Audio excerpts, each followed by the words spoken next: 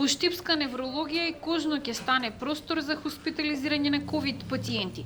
Планот е тука да се сместат оние со полесна клиничка слика.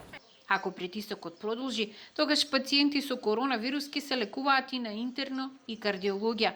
Ова ќе биде второ проширување на капацитетот на Штипско инфективно, откако во јули годинава пациентите од неврологија се преселија на урологија и се добија дополнителни 20 кревети.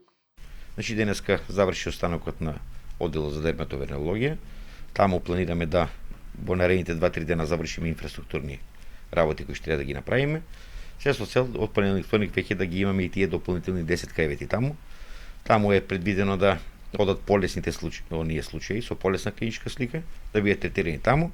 Се со цел да ослободиме нови 10 кревети кои што би ги користеле на ефективниот оддел за потешки пациенти.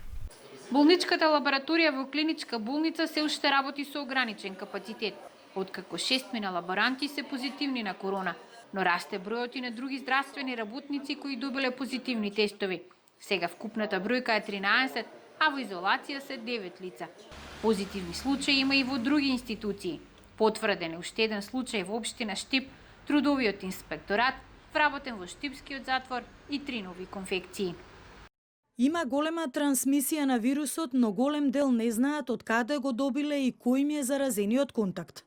Во источниот регион има над 730 активни случаи.